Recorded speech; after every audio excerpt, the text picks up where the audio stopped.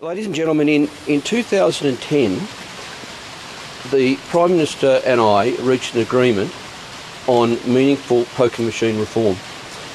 We put it in writing and we both signed our names to it.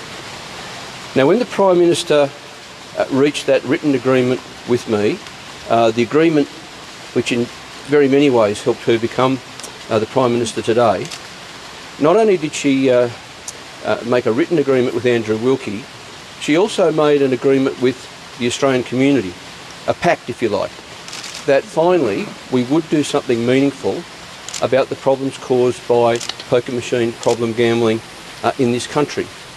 There are hundreds of thousands, perhaps millions of people who are now looking to the government to honour the agreement it signed with me about 18 months ago.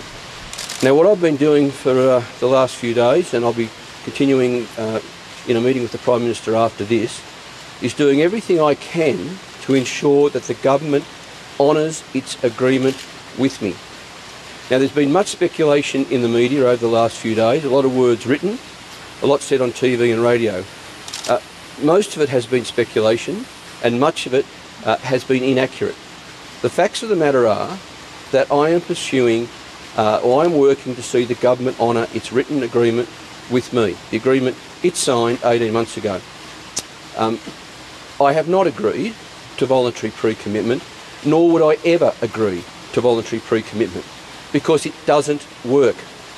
I have not proposed or agreed to any extension in the timeline.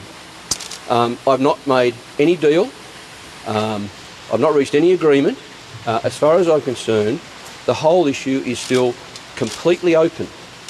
The only suggestion from the government that I can tell you today that I would agree to, probably for sure, is if the Prime Minister was to suggest we go back to my original proposal, the very first proposal, or the first proposal with her and also with Tony Abbott, that we in fact embrace the other key productivity recommendation of $1 maximum bet limits, which I think, with the benefit of hindsight, the government might agree would have been a bit easier to explain to the community, and we mightn't find ourselves in these tricky days that we're in at the moment.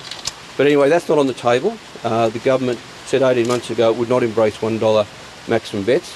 The government instead preferring mandatory commitment, and hence it signed its name, or the Prime Minister signed her name, to an agreement, and that's what I'm working to see achieved.